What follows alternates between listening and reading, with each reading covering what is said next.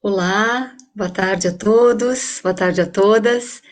É um momento bem interessante para nós, né? Esse momento de retomada, depois do encontro da semana passada, e ao mesmo tempo também um momento de despedida, né? Porque a gente está hoje completando ah, o primeiro ciclo do Convidei, esse primeiro ciclo que diz respeito as temáticas, né, que fizeram o livro que a gente lançou, o livro chamado Leituras em Educação Infantil, Contribuições para a Formação Docente.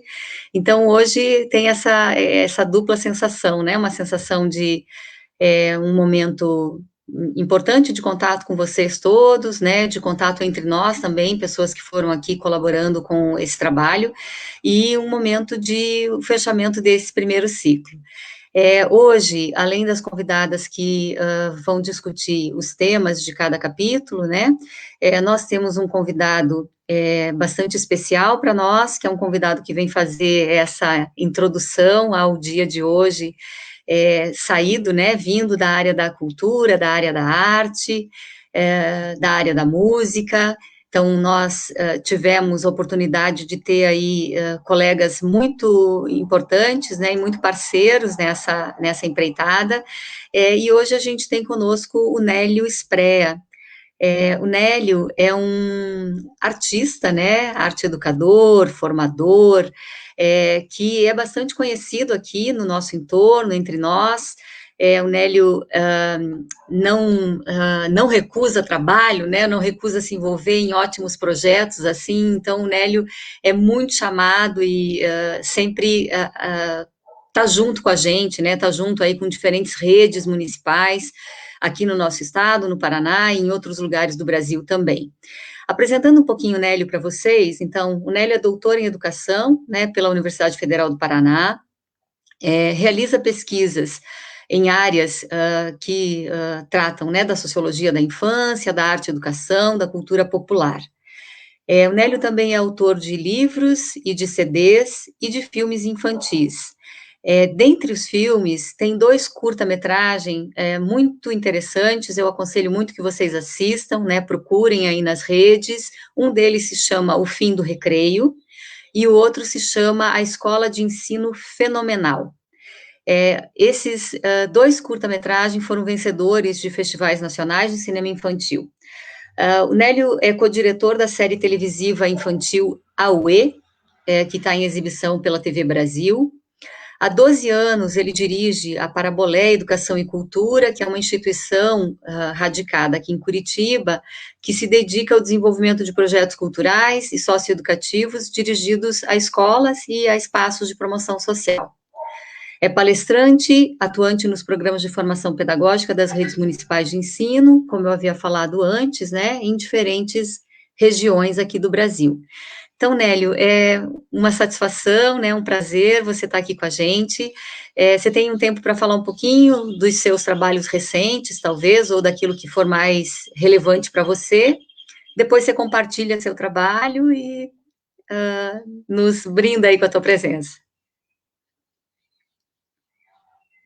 Tá mudo o seu microfone, Nélio. Perdão, eu mutei porque fiquei com receio de entrar o barulho. Obrigado, viu, Catarina, por essa apresentação. Obrigado por esse convite de estar aqui com vocês nesse momento. É tão importante, né, esse trabalho que vocês vêm fazendo de formação docente dentro da área da educação infantil, conjugando tantos esforços, né? Muito, muito importante nesse momento esse tipo de ação congregadora, né? É uma alegria estar aqui porque eu sei do olhar de cada uma das pessoas que estão aqui nos vendo, o interesse que elas têm nesses temas, os temas que eu me envolvo também. Então, é sempre uma grande oportunidade para um artista, para um arte educador, essa sintonia com educadores que são da escola, que são da pesquisa também, estão estudando a educação infantil, e na minha área da cultura, e ao mesmo tempo essa interface entre cultura e educação, a gente vem cada vez mais afirmando o papel da arte-educação, a eficácia da arte-educação dentro das escolas, né, como processo de incremento da prática pedagógica, mas também como área em si mesmo, né, sempre digo isso, e a gente acaba supervalorizando a arte sempre como uma ferramenta para chegar a algum outro lugar, né? E acaba deixando um pouco de lado a arte como um processo em si mesmo, como um objeto de conhecimento em si mesmo, né? Uma linguagem ou muitas linguagens em si mesmas, né? As linguagens artísticas. E é muito bom então poder compartilhar um pouco disso, né? Você comentou agora perguntando o que tem de novidade ultimamente, o que é que eu tenho feito, né? Acho que são dois trabalhos que vale a pena eu destacar aqui resumidamente. Um deles é o trabalho que eu venho fazendo no canal Parabolé, onde a gente vem apresentando dentro desse canal conteúdos muito muito significativos do ponto de vista daquilo que a criança produz. Então, quem olhar lá no canal Parabolé hoje vai ver que, recentemente, nas últimas semanas, tem entrado vídeos de crianças brincando. São crianças mostrando para a câmera como se brinca determinada brincadeira. Em alguns momentos elas falam, elas explicam, em outros momentos elas apenas brincam. Num jogo entre nós que estamos filmando, né, e elas, que é assim, vocês precisam mostrar como é que vocês inventaram isso. Porque muita gente vai ver lá no YouTube, muita gente vai ver na TV, quando a gente também produz alguns materiais para as TVs públicas, né? E é muito legal de ver o esforço das crianças de frente para a câmera para mostrar o que fazem, assim, né? Então a gente tem trabalhado com esses conteúdos que são produtos da ação infantil, né? E o canal vem revelando em grande quantidade essa capacidade das crianças de produzirem a partir também de todo um repertório já tradicional de brincadeiras, mas ressignificando essas brincadeiras, elas dão origem a novos formatos, a novos textos literários. Vocês estão aí com esse tema também, né? Porque quando elas criam as regras do jogo e distribuem isso no texto da parlenda que introduz a brincadeira, né, ou da parlenda que conduz a brincadeira, muitas vezes, muita brincadeira conduzida pelo ritmo das parlendas ou de cantigas, elas fazem isso alterando a própria poética, a própria métrica desses construtos literários que têm uma base na tradição oral, mas são produto da própria construção diária das crianças de hoje, né? Isso é maravilhoso de ver. Então, é isso que a gente vem revelando nesse canal. Esse é um dos trabalhos que eu venho me dedicando muito, o canal Parabolé. E um outro trabalho também que eu venho fazendo mais recentemente é a criação de um canal, que é o canal Nélio Spré, onde eu estou pensando algumas brincadeiras muito tradicionais, assim, daquelas que eu vejo que tem um elemento muito típico das culturas da infância tradicionais, né? E aí eu explico aquilo, eu disseco aquilo. Então é um canal voltado não só para como o canal Parabolé, que é voltado para as crianças, né? Esse meu canal, na verdade, é voltado para educadores e pais também, que querem se apropriar dessas brincadeiras, né? E não podia deixar de dizer aqui também de uma coisa que vai acontecer semana que vem, no sábado do dia 3, que é o Festival Curitibim, que é um festival que traz compositores de música infantil para Curitiba, sempre acontece no Teatro Guaíra, agora está sendo online, então dia 3, às 4 horas da tarde, no canal Parabolé, nós vamos transmitir o show que reúne as 10 canções selecionadas de 2020. Tá lindo o show, são compositores incríveis, assim, todo ano tem surpresa boa. Fica esse convite também para quem quiser conhecer esse trabalho que eu desenvolvo junto à Parabolé também. Então, acho que é isso, resumidamente, meus últimos tempos têm sido muito voltados a essas produções audiovisuais, porque o mundo pandêmico é um mundo muito digital, então a gente está muito na frente da tela, e aí acho que a gente pode até exibir o vídeo agora, né, Catarina? Tem um vídeo de música, né? Ótimo, Nélio. Eu brinco que eu estou quase virando uma holografia. É verdade, é verdade.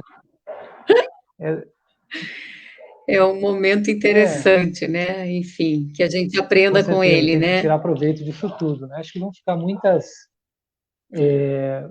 vantagens ficarão, mas a gente tem que ser muito cuidadoso com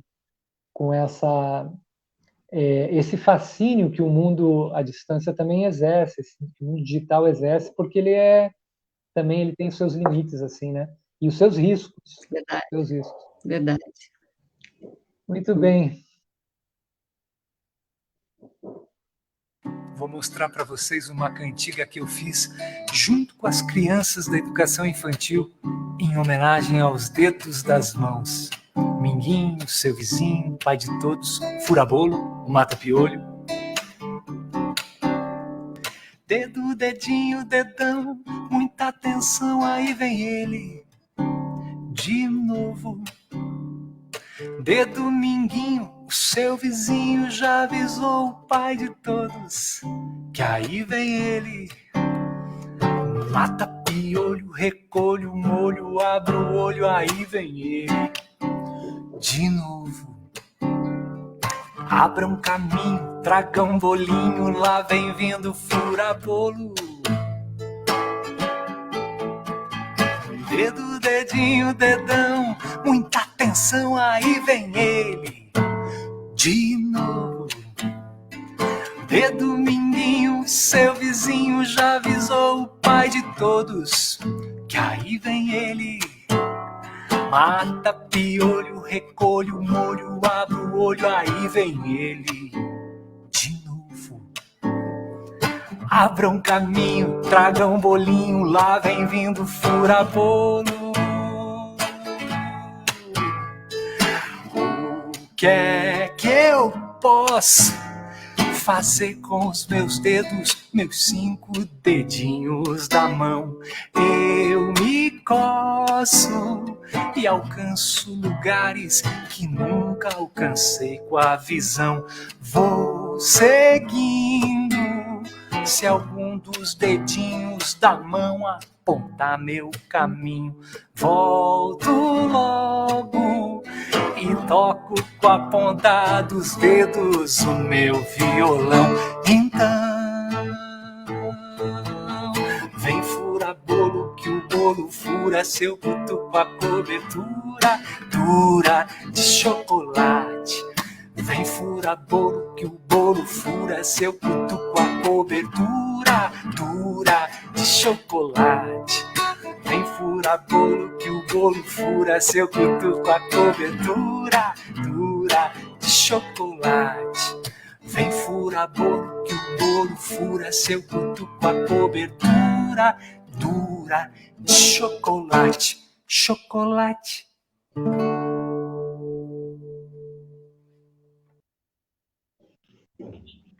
Maravilha, Nélio. Legal. Sabe que essa é uma cantiga feita dentro de um projeto, que é o projeto Trilhas Sonoras, junto à Escola Trilhas, em que as crianças nos fornecem muito conteúdo, né, a partir das pesquisas que fazem ao longo de um bom tempo, assim. Então chega para a gente um grande portfólio com toda a produção das crianças. E no caso da educação infantil, né, que as crianças ainda não estão produzindo texto escrito, tem até áudios que vêm gravados com frases, ideias musicais, inclusive, né? E a gente, então, né, tem outros compositores, o Milton Caram, Paulo de Nadal, até o Ruiz, Estrela Leminski, vários compositores que participam disso, e a gente, então, compõe, a partir do trabalho das crianças, de criação e de sugestão para a música, né?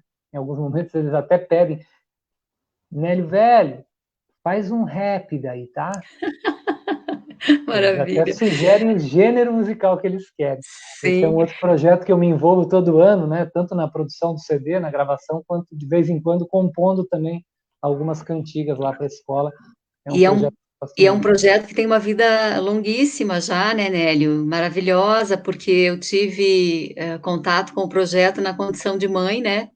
E eu tenho letra das músicas e melodia das músicas até hoje na minha memória, assim, é muito interessante. Muito, muito interessante, porque marca mesmo, né? Muito legal.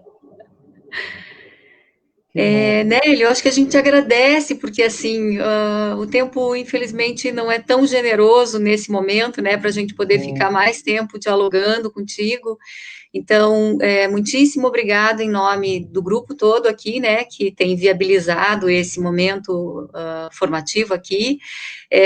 Muitíssimo obrigado por outras parcerias que já aconteceram e vamos lá, né, seguindo aí, congregando a área da educação com a área da cultura. Maravilha, Obrigadíssima, Catarina, tá? toda a equipe do Convidei, todo mundo que está aí somando forças, agradeço e parabéns por esse belo trabalho que vocês ganhem cada vez mais força aí. Um grande beijo para vocês, tá? Obrigado. Obrigada, Nélio.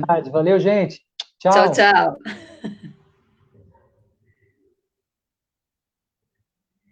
Contigo, Dani. Ai, que delícia. Ai, eu estava me lembrando de quando o Nélio deixou de dar aula para o Yuri e ele não queria assistir a aula com a Ari, porque ele queria o Nélio. Sim, E agora sim. o meu guri está com 19 anos. Ai, que delícia escutar isso, né? Que bom que esse projeto da Trilhas permaneceu e continua encantando a tantas pessoas, né? Não só a comunidade da escola. Bom, então acho que vamos continuar, né, Catarina? Agora eu com a minha missão de mediar vocês todas, né? Então eu queria começar dizendo que já está deixando saudades, né? Esse nosso último encontro. Agora nós vamos encerrar, então, com dois grupos de autoras, né? Que vão realizar vão compartilhar, né, seus textos, enfim, seus conteúdos dos trabalhos, dos capítulos que realizaram aí para o nosso livro, né, e os temas de hoje que serão abordados, né, eles reportam os livros de literatura e portfólio das crianças, né, que é o tema do nosso 6º encontro do Convidei. Para começar, né, a gente vai convidar, então, o grupo das 3 autoras que escreveram o capítulo do livro, né, do nosso livro, Livros de Literatura para a Primeira Infância, Questão da Qualidade. Então, inicialmente eu vou apresentar a professora Mônica Correia Batista, né, que é professora associada da Faculdade de Educação da UFMG, coordena o grupo de estudos e pesquisa leitura e escrita na primeira infância e o programa de extensão Bebeteca, uma biblioteca para a primeira infância da Faculdade de Educação da UFMG. A Camila Petrovic, que é estudante do curso de Pedagogia da Faculdade de Educação da UFMG, bolsista do programa de extensão Bebeteca, pesquisadora do grupo Leitura e Escrita na Primeira Infância, o LEP, e realiza a investigação monográfica A Censura na Literatura Infantil no Brasil. E a Mariana Ferreira Lara do Amaral, psicóloga e pedagoga, professora da Rede Privada de Educação Infantil de Belo Horizonte, integrante do Grupo de Pesquisa Leitura e Escrita da Primeira Infância, da UFMG, e estudante do PROMEST, Programa de Mestrado Profissional da UFMG. Então, eu passo a palavra para a Mônica e as suas companheiras, né? Provavelmente estudantes e agora companheiras de pesquisa, para iniciar a fala de hoje. Muito obrigada, Dani. Prazer estar aqui. Eu só vim aparecer, colocar minha cara aqui, para não ficar de fora desse projeto maravilhoso que você e Catarina construíram. E eu já vou dizer também que depois, nas perguntas, se tiver oportunidade, eu vou estar junto com vocês. Já passo para a Mariana, que depois vai passar para a Camila. Obrigada, viu, pela oportunidade. Bom, gente, olá, boa tarde. Primeiramente, eu gostaria de agradecer a Catarina, a Daniela, a Mônica e toda a equipe envolvida na organização do livro e também nos últimos encontros, né, que estão acontecendo aí ao longo das semanas. É um prazer imenso compartilhar esse espaço com vocês e também com a Camila, com a Cibele, com a Isabel, o Natan e o Nélio. Que delícia de trabalho, Nélio. Parabéns. E que a gente possa continuar cultivando esses espaços, né, de discussões sobre a primeira infância e a formação de professoras da educação infantil, principalmente aí num contexto tão complexo, né, como que nós estamos vivendo atualmente, em vários aspectos. Será que pode colocar o PowerPoint, por gentileza?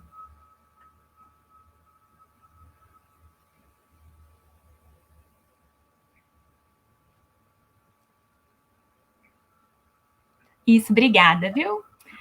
Bom, então, gente, nós vamos falar hoje para vocês sobre a questão da qualidade, né, nos livros literários oferecidos para as crianças e a constituição dos acervos, né, dos acervos literários na educação infantil, que é referente ao capítulo que nós escrevemos para o livro. Então, pode passar, por gentileza. Por que é importante, né, a gente discutir a questão da qualidade dos livros literários? Atualmente, né, aqui no Brasil, a gente tem uma grande oferta mercadológica de livros para a infância. Felizmente, né, algumas décadas aí, a gente já tem um crescimento na produção, né, dos livros para a infância, tanto nas produções nacionais, quanto nas traduções e adaptações dos livros estrangeiros também. E aí, no meio disso tudo, a gente tem muitos livros bons, de qualidade, mas também muito do que se oferta aí no mercado ainda são livros de uma qualidade duvidosa, né? Que são uns livros que são considerados meros objetos de consumo, né? Que não tem uma preocupação, assim, com caráter artístico de uma obra literária. Muitas vezes eles têm textos que são pouco cuidadosos, né? Na escrita, ou que fazem uso de uma linguagem infantilizada, que apresentam, às vezes, um vocabulário limitado, umas ilustrações estereotipadas, né, que não tem, assim, uma marca autoral e que abrem mão aí dessa linguagem estética, né, da ilustração. E também, muitas vezes, eles acabam subestimando essa capacidade das crianças, né, como leitoras, dessa capacidade delas de construir sentidos diante de um livro de literatura. Atualmente também é urgente a gente pensar sobre o programa do atual governo, né, ligado à Política Nacional de Alfabetização, que recentemente lançou uma coleção de 40 livros para criança, e dentre eles adaptações dos contos clássicos, né, e lendas do folclore brasileiro, mas muito frágeis em diversos aspectos. A Camila depois vai falar mais um pouco dessas características desses livros com vocês, e nós vamos trazer aqui alguns elementos importantes, né, para a gente pensar, para a gente poder olhar para esses livros de uma forma mais crítica. Exatamente porque tem muitos livros de qualidade e também muitos livros de qualidade duvidosa. Então, no entanto, gente, não é simples pensar sobre isso, né? Pois muitos elementos, eles precisam de ser considerados no momento dessa análise. E nosso objetivo aqui, então, é discutir a questão da qualidade literária e trazer elementos para que nós possamos pensar sobre essa qualidade. Nós vamos fazer isso por meio de uma análise contrastiva, que é uma estratégia de análise usada na pesquisa de mestrado, né, da Cristiane Galvão, lá da UFMG, nossa colega aí dos estudos na literatura. E a Camila vai falar mais um pouco sobre essa análise contrastiva para vocês em breve. Bom, pode passar, por gentileza. Então, gente, para a gente poder discutir a qualidade de uma obra literária, nós precisamos pensar sobre o que é literatura, né? Como que a gente está pensando a literatura, qual a concepção que nós temos. Nós estamos concebendo a literatura enquanto arte, ou seja, ela tem esse potencial de deslocar o sujeito, né? A arte que nos impacta, que nos tira do lugar. E o Antônio Cândido vai nos dizer, como colocado lindamente pela Silvia Pandini, né, no encontro da semana passada, que todos os seres humanos, eles têm direito à literatura. Pelo fato de que nós necessitamos, né, a gente tem essa necessidade que é constitucional, de ficção e fantasia para sobreviver. A gente precisa disso para sobreviver. E da mesma forma que a gente precisa de comer, de dormir, né, nós precisamos de literatura. Então, dito isso, né, é fundamental que a gente se atente ao direito das crianças à literatura e do direito da literatura enquanto arte, porque ela é essencial à nossa existência, né? E se a gente pensa a literatura por essa abordagem, né, por essa perspectiva da arte, ela nos oferece elementos simbólicos, né, que se articulam aí na base da nossa constituição subjetiva. A literatura, ela nos possibilita ampliar as experiências de vida, o encontro com a diversidade, pluralidade, o nosso exercício, né, de empatia. Ela pode despertar o encantamento, né, e fomentar a imaginação. Ela nos permite viver situações, aventuras, papéis sociais diversos, né, que talvez não sejam possíveis da gente viver nisso aqui, que a gente chama de realidade. E isso tudo tem a ver com a dimensão artística da literatura, né, que é muito diferente de um uso intencional, né, ou estritamente didático ou moral dos livros. Bom, e para tudo isso, né, a literatura ela faz uso de um modo bem particular de construir sentidos, em que ela desloca a linguagem habitual, né, e corriqueira, a nossa linguagem do cotidiano, para uma dimensão estética da linguagem. Pode passar, por gentileza.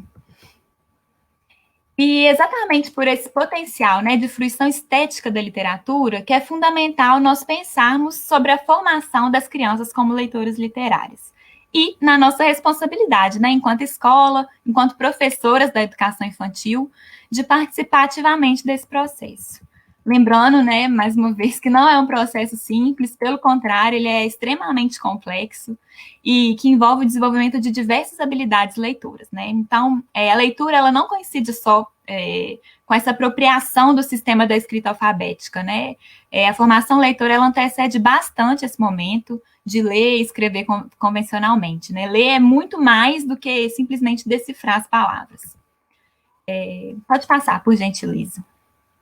A Graça Paulino, que é uma importante referência aqui nos estudos, né, sobre a literatura para a infância, ela tem um conceito muito interessante que nós trouxemos nessa lâmina, que vai nos ajudar a entender como que é complexo formar esse leitor de literatura. Então, segundo a Graça, não basta a gente aprender a ler e escrever tecnicamente, né? Tem uma formação que ela é específica do leitor de literatura, que é um leitor crítico, que é capaz de fazer suas escolhas, que aprecia as construções, né, e significações verbais de cunho artístico, que compreende e faz uso de metáforas, inferências, de várias figuras de linguagem, né?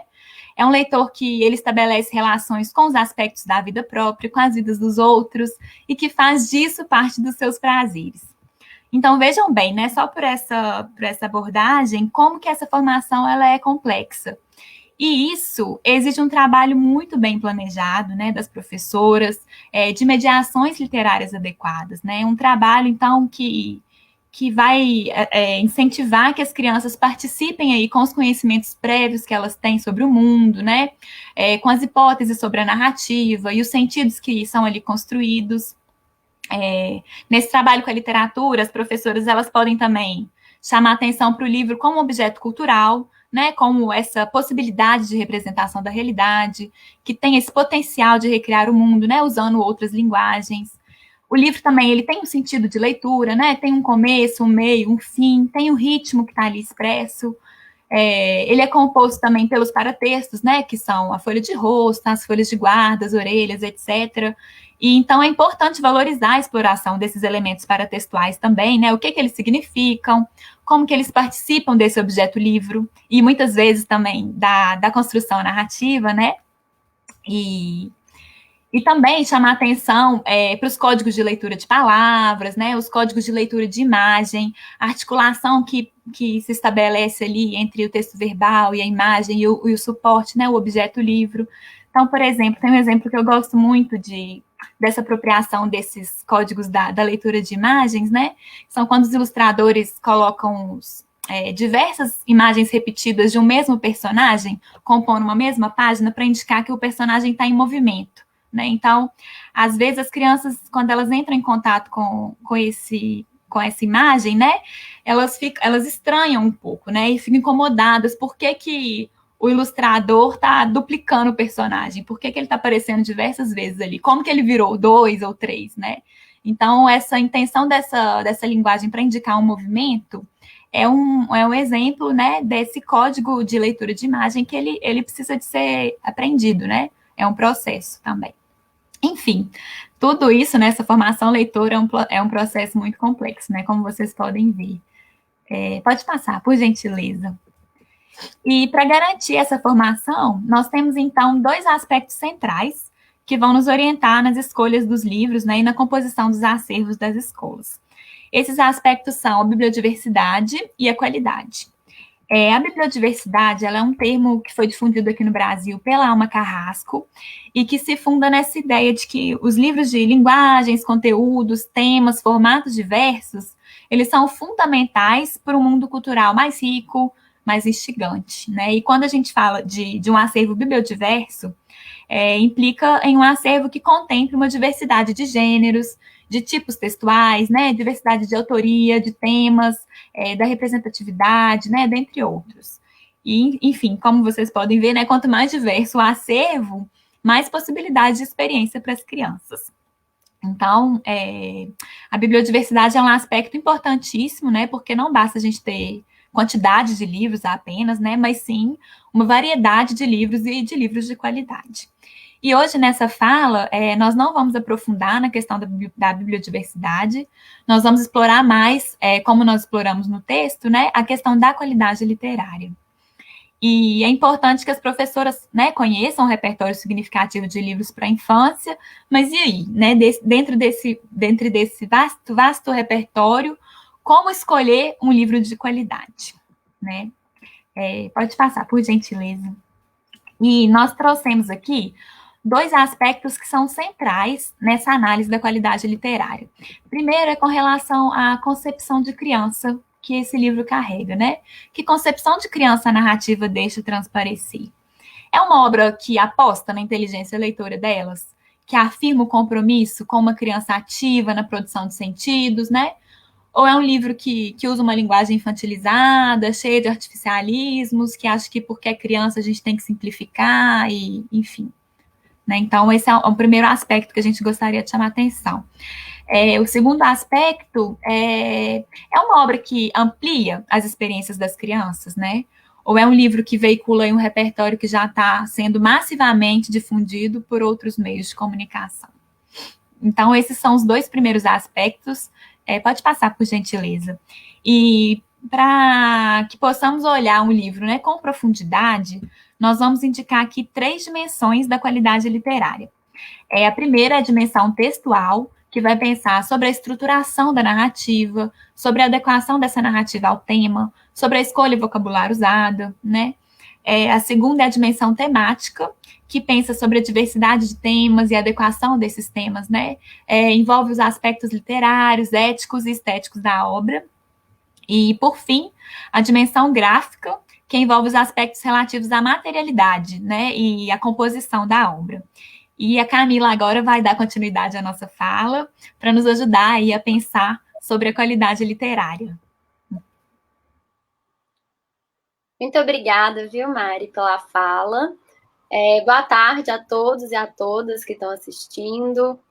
Quero agradecer a equipe, a Catarina, pelo convite. E vou dar continuidade à fala da Mari. Eu vou apresentar agora uma análise contrastiva entre 2 obras da Chapeuzinho Vermelho, para a gente conseguir ilustrar toda essa fala da Mariana. Então, a análise contrastiva ela é uma estratégia de comparação entre alguns aspectos dos livros, e nós vamos compará-las hoje nos pontos de publicação, autoria, textos, ilustrações e narrativas. E assim, por que a gente escolheu essas 2 que eu vou apresentar na próxima lâmina? Elas têm muitos aspectos, tanto de semelhanças quanto de diferenças bem marcantes. Pode passar a lâmina, por favor. Obrigada. A primeira obra, que está à esquerda, é Chapeuzinho Vermelho, e ela faz parte de uma publicação do programa do MEC do atual governo. Ela foi publicada agora em 2020. E a segunda, Chapeuzinho Vermelho, Príncipe Han ou Henrique de Ferro, foi publicado pela editora Ática em 1992. E em relação à publicação, que é o primeiro ponto, ambos foram publicados dentro de coleções. E as coleções, elas propõem uma sequência, uma curadoria, e sobre cada coleção, né? A primeira, ela conta com 40 livros, que, segundo o site do MEC, eles são voltados para famílias brasileiras em condição de vulnerabilidade socioeconômica. E esses livros, eles foram todos produzidos sob a supervisão técnica do secretário de alfabetização do MEC. Essa coleção, de acordo com o site do MEC, ela se divide em livros de ficção, livros de poesia, livros somente com imagens, livros para bebês e livros informativos. E no site você tem a opção de fazer um download dos contos coloridos ou em preto e branco para as crianças colorirem. E aí um ponto que eu queria trazer, né, porque é estranho a gente pensar uma coleção que não tem uma unidade temática. Essa primeira, ela tem 5 categorias com temáticas bem variadas, que não se relacionam em questão de tema ou gênero. Essa segunda coleção, dos contos de Green, fica nítido a curadoria e o cuidado na seleção das obras. São 12 livros escolhidos, os contos foram escolhidos e traduzidos por Maria Heloísa Penteado, que ela é uma autora da literatura infantil. E essa coleção ela tem cuidado em relação tanto ao texto quanto às imagens, às ilustrações. E em relação à materialidade dos 2 livros, a gente não consegue ver aqui na live, né, porque eu não estou com eles e é melhor ver fisicamente, mas a impressão, a folha, o acabamento, a capa mole, são pontos de semelhança entre as 2 produções. Então, a gente supõe que os custos de produção dos 2 livros eles são bem próximos. E ainda aqui no momento da capa, eu vou trazer para um outro ponto, que é a questão da autoria. O primeiro livro, ele não dá crédito às criações originais, né? Nesse caso, que são dos irmãos Grimm. A editora que publicou esses livros junto com o MEC, ela defendeu que essa decisão de não colocar o crédito aos irmãos Grimm é porque essas obras elas já são de domínio público. E que se a narrativa ela se mantém, não tem problema não colocar o nome. Mas além de não colocar o nome dos irmãos Grimm, na capa também não está presente o nome dos autores que fizeram a adaptação e nem da ilustradora. Essas informações elas estão presentes somente na ficha catalográfica dentro do livro. No segundo livro, na capa, além de dar o crédito aos escritores dos contos alemães, os irmãos Grimm, na capa, que dá o nome à coleção também, a gente tem o nome da tradutora, que é a Maria Heloísa Penteado, e da ilustradora, que é a Anastácia. Pode passar, por favor. O terceiro ponto que eu queria trazer para a gente poder fazer o contraste é em relação ao texto. Eu separei aqui as duas primeiras páginas dos dois livros, as duas primeiras páginas dos dois livros, para a gente poder ver o contraste aí. Então, eu vou pedir para vocês, enquanto eu faço a leitura, reparar a escolha lexical, a estrutura das frases e o vocabulário de cada uma. Primeira versão. Era uma vez uma menina chamada Chapeuzinho Vermelho. Um dia, sua mãe lhe disse: Chapeuzinho, leve essa cesta com bolo e doces à casa da vovó que está doente. Mas tenha cuidado, não vá pela floresta nem converse com desconhecidos. Segunda versão, Chapeuzinho Vermelho. Era uma vez uma menina tão encantadora e meiga que não havia quem não gostasse dela. A avó, então, a adorava e não sabia o que inventar para agradá-la. Um dia, presenteou-a com um chapeuzinho de veludo vermelho que agradou tanto a menina que ela não quis mais saber de usar outro. Desde então, só a chamavam de Chapeuzinho Vermelho. Certa manhã, a mãe chamou e disse: Filha, leve este pedaço de bolo e esta garrafa de vinho para sua avó, que está doente e fraquinha. Então, fica notório, né? Como a versão do MEC, ela simplifica e empobrece a linguagem. Enquanto a segunda, ela traz um detalhamento muito maior, que é, inclusive, a tradução do conto original dos irmãos Grimm. E ainda nessa lâmina, eu queria que vocês prestassem bastante atenção também no ponto das ilustrações. A primeira ilustração, ela apresenta cores vibrantes, sem uma harmonização, e que remete a essa concepção de qualidade na infância que precisa desses tons, né, desses tons fortes, como se isso fosse um critério de aproximação das crianças. Ilustrações brilhantes, planificadas, sem profundidade, digitalizadas, como inclusive essa questão das cores fortes está no edital do PNLD, né? E vejamos aqui à direita, né, na versão da ilustração da Anastácia, o contraste. A ilustradora ela faz a ilustração com tons pastéis, traços realistas, com a riqueza em detalhes, traz referências da Idade Média, ilustrações autênticas e que dão possibilidades aos leitores, né, de ter experiência estética significativa.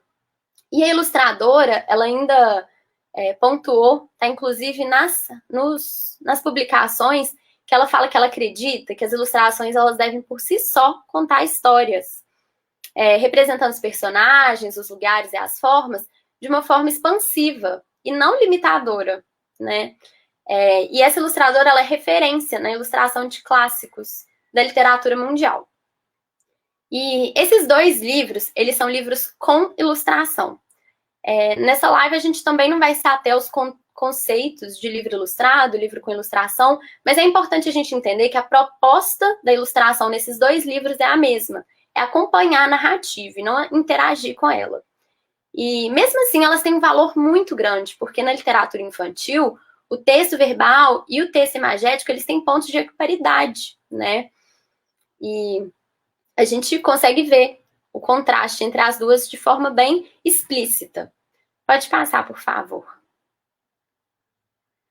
Um outro ponto para a gente fazer o contraste é em relação à narrativa. Para exemplificar a questão da narrativa, eu trouxe a última página do conto da publicação do MEC e eu vou ler aqui um trecho do conto dos Irmãos Grimm. Deixa eu só ampliar aqui. O caçador encheu a barriga do lobo com pedras e a costurou bem. Quando... Ih, eu não tô conseguindo ler, gente, desculpa. O caçador encheu a barriga do lobo com pedras e a costurou bem. Quando... Não tô conseguindo ler, desculpa, gente. Alguém consegue ampliar um pouco? Quer que posso ler, Camilo? Pode, por favor, Mari, se estiver mais fácil para você. Tá maior aqui. O caçador encheu a barriga do lobo com pedras e a costurou bem. Quando o malvado acordou, saiu tropeçando e caiu no rio, para nunca mais voltar. E agora eu vou ler aqui o trecho do conto dos Irmãos Grimm, nessa versão. Chapeuzinho correu para buscar pedras bem pesadas que eles colocaram na barriga do lobo.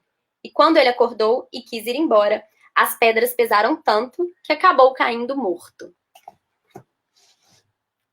Então, né, essa troca de final, ela é feita de uma forma muito sutil, mas com uma intencionalidade muito grande, né? É um verdadeiro controle de conteúdo que acontece. E essa perspectiva moralizante e positiva da literatura infantil, que o conteúdo tem que ser sempre feliz e divertido, ela reduz e limita outras compreensões que fazem parte do cotidiano, né? O medo aí, por exemplo, nesse trecho de falar da morte, fica explícito. E além de tirar elementos essenciais da história, esse conto ele dá saltos em alguns acontecimentos, tanto na ilustração quanto no texto escrito. Há uma redução e uma generalização das obras. E não só nesse conto, mas em vários contos dessa coleção. E pode passar, por favor? E eu trouxe aqui como exemplo algumas outras ilustrações da Chapeuzinho Vermelho. As duas da esquerda, elas são aí do final do século XIX, começo do século XX, e as duas da direita, elas são bem recentes aí, da última década. E apesar de quando a gente olha assim, né, a gente vê que são ilustrações bem diferentes, todas elas têm uma coisa em comum, que é essa questão de ampliar o senso estético, as possibilidades artísticas. A gente vê que eles trabalham com tonalidades diferentes, com traços, com estilos, e tem uma riqueza nos detalhes, né? Cada ilustração, ela tem uma intenção específica. E todas essas categorias que eu fui descrevendo, elas são importantes para auxiliar nós, professoras, na escolha dos livros, né? São elementos que ajudam a ampliar o olhar para as obras de literatura. Pode passar, por favor. Eu trouxe aqui alguns exemplos de traduções dos contos de fadas dos Irmãos Grimm. Essa primeira, inclusive, ela foi distribuída pelo PNBE em 2012. E pode passar de novo, por favor. E também algumas adaptações que também foram distribuídas pelo PNBE em 2010 e em 2012. E eu trouxe esses exemplos para mostrar que existem várias opções de livros de qualidade, tanto traduzidos quanto adaptados, e elas são muitas, né? A Mariana falou isso também no começo da fala dela. E sobre as adaptações, o que eu falei da mudança da narrativa, né? Nesse caso da publicação do MEC, o problema não é mudar o final, não é mudar os personagens ou a história, mas a intencionalidade que tem por trás disso. Qual que é o motivo, né? É uma questão de ampliação da criatividade, uma questão da ampliação da narrativa ou da limitação. E a opção do MEC de fazer essa publicação, que foi limitada do ponto de vista da autoria, né? São 40 obras dos mesmos autores, limitada no ponto de vista da forma, do projeto gráfico, das narrativas. Isso implica numa limitação de criação dos outros autores também, né? Que às vezes seguem os padrões do mercado. E isso é limitar uma diversidade que já existe. Aqui está o exemplo. E seria muito bom, por exemplo, que o MEC estimulasse a distribuição ou a reedição desses livros, né? E quando essa coleção ela é publicada, o MEC não limita só esses 40 livros. Ele limita a arte como um todo. Ele tinha a opção de colocar nas mãos dos pais, dos professores, das crianças, livros de qualidade, que já estão no mercado, e ele opta, né, por essa publicação, que está aí no site. E para terminar minha fala, pode passar, por favor. a gente encerra aqui minha fala com essa frase que atribuir à literatura um caráter pragmático destitui a sua essência como objeto artístico e faz com que os livros caiam das mãos das crianças. Ou seja, que elas percam o interesse na literatura, não é mesmo? E acho que passo minha fala para a Mônica, se ela quiser fazer algum comentário final. E falar para vocês seguirem o Instagram da Bebeteca, @bebetecofmg, que é onde a gente está conversando muito sobre isso, não é mesmo? Muito obrigada. Eu já vou passar, Camila e Mariana, para a Dani, para a gente ganhar tempo, mas eu queria agradecer a apresentação suas e colocar a gente aí à disposição para uma conversa, para um debate.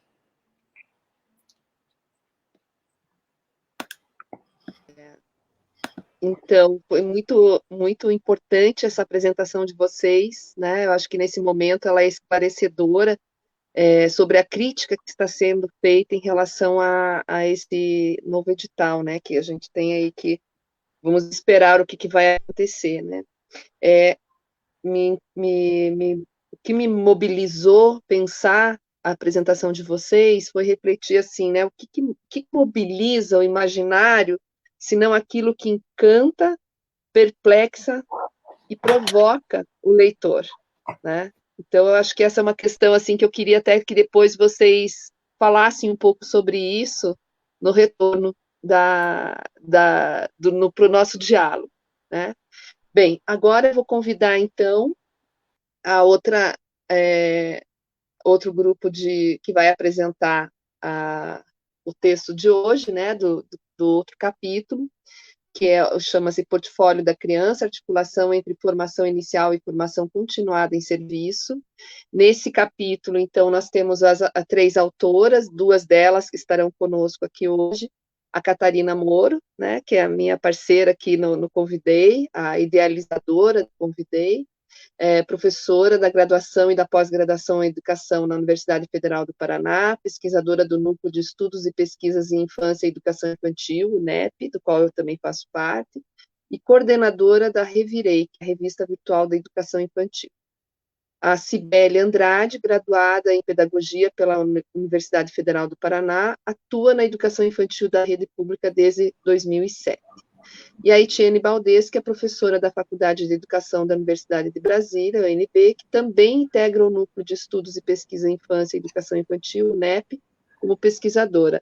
Hoje a Etienne não estará conosco, né, por conta de compromissos que ela tinha, mas ela também é autora desse texto. Então, eu passo a palavra para vocês seguirem agora apresentando o conteúdo que vocês prepararam para hoje. Agradeço, Dani.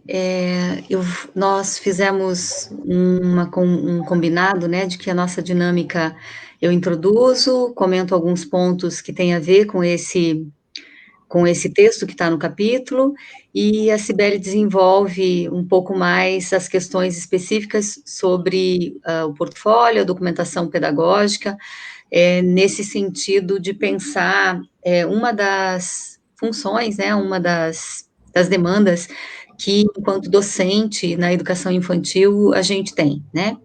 Então, até antes de fazer essa introdução mesmo, eu queria também comentar, né, o quanto eu acompanhei aqui atenta e com muita curiosidade a discussão proposta ali pela Mônica e pela Camila e pela Mariana, porque a gente está no meio dessa realidade, né, dessa realidade que traz um programa bastante falacioso aí, da parte do Ministério da Educação, em relação à literatura, né, então, a ação do Ministério ela é sempre necessária em relação à literatura, mas a gente já teve outros e muitos bons momentos, né, com relação a programas de incentivo à leitura ou programas de fornecimento aí de acervo literário para as instituições de educação infantil. Então, agradeço também essa possibilidade de acompanhar vocês. Aqui, em relação à nossa temática, a gente, ao pensar, né, a inclusão desse texto no livro, pensou em trazer um desafio que é o desafio de fazer uma interlocução entre a formação inicial, à época, né, a Cibele era graduanda do curso de pedagogia, então foi o ano de 2016, ela estava terminando o curso de pedagogia, e uma relação com as instituições, né, as instituições que atendem diretamente as crianças, nesse sentido de articulação entre formação inicial e formação continuada. A gente tinha uma situação particular, né, porque a Cibele, além de aluna do curso de pedagogia, ela era professora, educadora infantil, e acho que já no cargo que passou a receber o nome de professor de educação infantil na nossa rede aqui, né.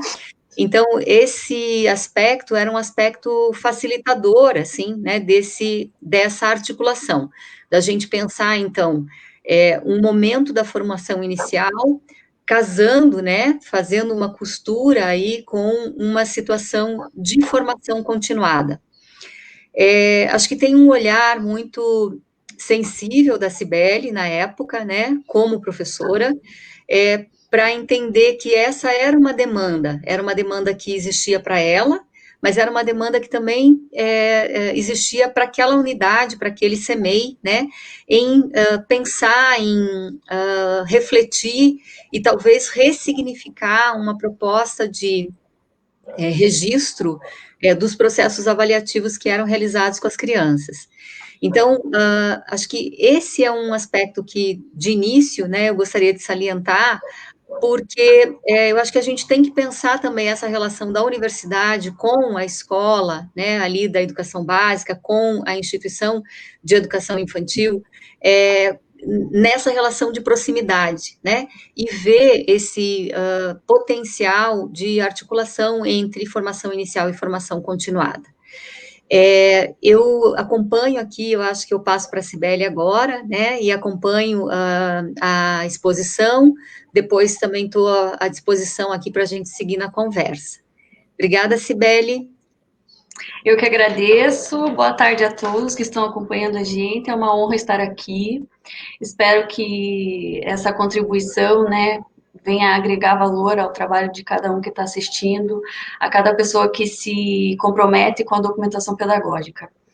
Sobre essa sensibilidade que a professora falou, que eu tinha, né, e ainda tenho, é uma realidade, porque no decorrer da minha atuação em educação infantil, eu vejo que é realmente necessário, né, a documentação pedagógica, ela revela muito daquilo que a gente realiza com as crianças, né, e se a gente não se debruça sobre ela, isso implica na qualidade do nosso trabalho.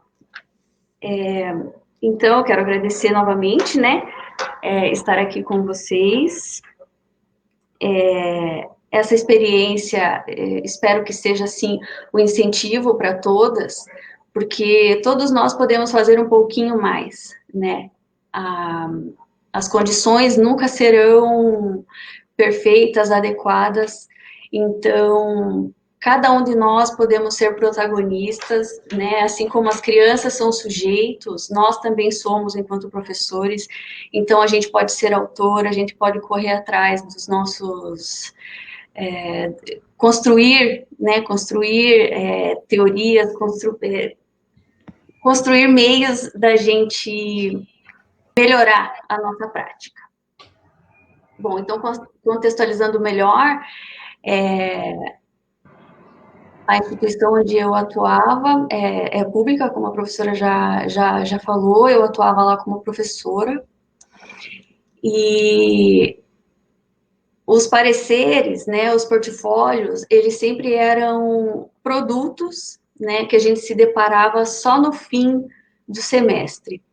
Então, acho que todo mundo que atua em educação infantil já teve essa experiência, né, daquele estresse que é no fim do semestre, onde você não consegue contar nada, né, você encara aqueles pareceres, portfólios como tarefas a fazer, né, e não consegue contar o que você realmente fez durante aquele semestre, não consegue narrar de fato, então esses instrumentos eles perdem o sentido.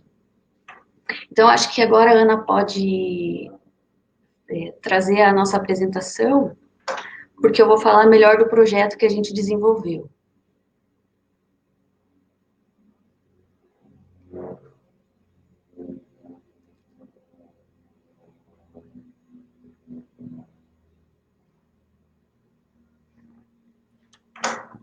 Acho que enquanto a Ana vai colocando ali, eu estava pensando em fazer esse comentário na transição ali da apresentação da temática da qualidade do livro, de literatura, né, e da nossa aqui, no sentido de pensar assim, a gente está, de um lado, olhando, né, a qualidade da narrativa.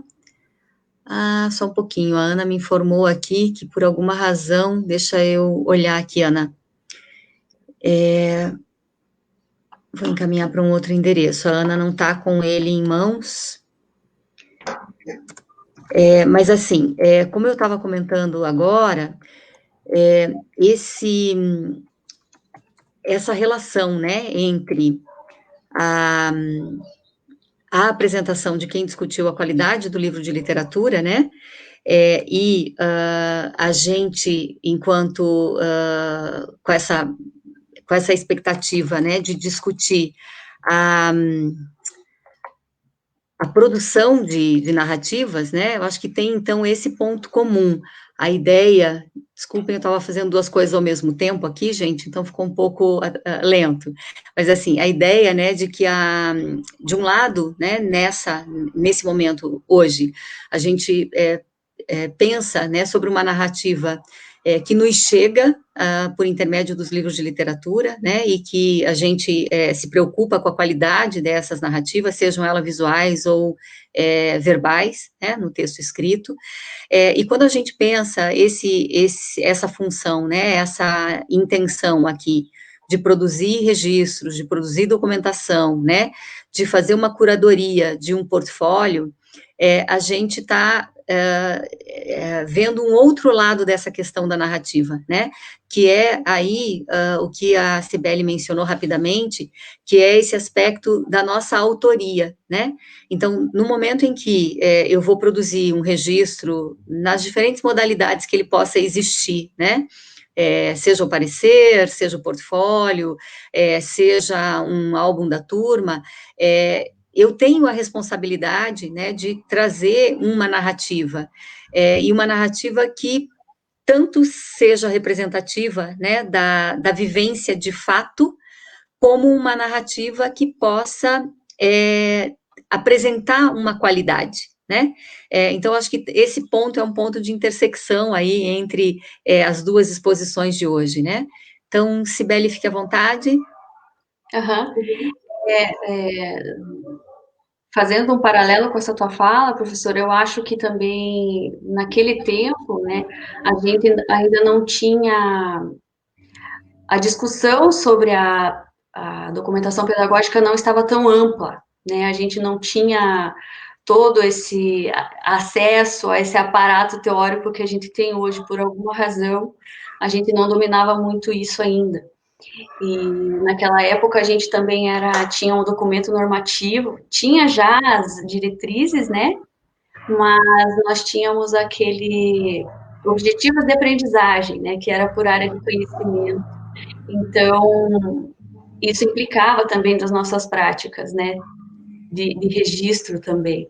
Então, o portfólio, naquele momento, a gente preferiu trabalhar sobre ele pela possibilidade que ele tem de você registrar de uma forma variada. Então, você pode colocar narrativas, você pode trazer fotos, falas das crianças, ou até mesmo desenho, né? E no decorrer dessa minha apresentação, a gente vai demonstrar algumas fotos. Então, entrando, de fato, no projeto que a gente desenvolveu, né, a professora Catarina me orientou, eu denominei ele de portfólios, uma construção educativa e permanente. Então, ele consistiu numa intervenção na unidade que eu trabalhava, né? A gente levava textos para as professoras no período que era possível elas estudarem, né? Nós montamos um cronograma e durante todo o ano de 2016 a gente desenvolveu esse projeto. Então, esse CMEI ficava na cidade industrial de Curitiba. Na ocasião, ele contava com 174 crianças, com 19 profissionais de educação infantil. 17 participaram do projeto. Todas elas que estavam em sala aceitaram, né, abraçaram a ideia e se dispuseram a participar com a gente. O principal problema que a gente encontrava, né, é que os portfólios até então eram construídos de forma padronizada. Ana, pode passar, por favor? Essas fotos são de alguns portfólios que a gente encontrou antes da nossa intervenção, né? Nós não entendíamos muito bem como fazer.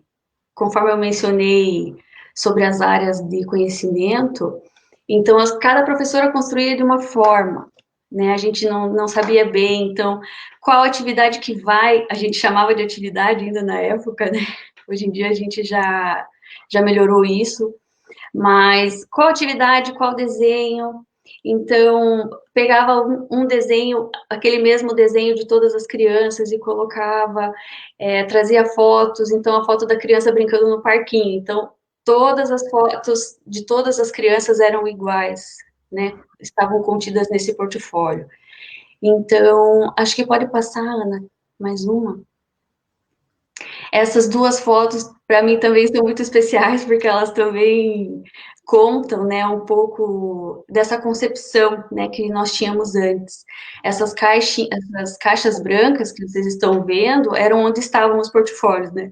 Então, eles ficavam sempre lá guardados no fundo mesmo, escondido, porque era só no final de cada semestre que ele era... que o contato com o professor, né, ia acontecer. Pode passar, Ana, por favor. Então, a intencionalidade do projeto aconteceu na seguinte tríade: levar às profissionais práticas de referência e textos da literatura atual que discutiam aspectos da avaliação. Então, no decorrer do ano, conforme as permanências iam acontecendo, eu levava alguns textos para elas, né? Textos que a gente selecionava junto com a professora. Ora elas conseguiram ler esses textos na íntegra, ora a gente precisou levar os pontos principais, né? Eu sempre pensava em perguntas norteadoras, como qual é a importância desse texto, como você pode trazer esses aspectos para a sua prática, né? E daí a gente reorganizava. O segundo ponto, aprofundar as discussões sobre a temática, promovendo maior compreensão e organização acerca dessa prática avaliativa e formativa. E, por último, a sistematização e construção dos portfólios, porque daí, o que nós fizemos?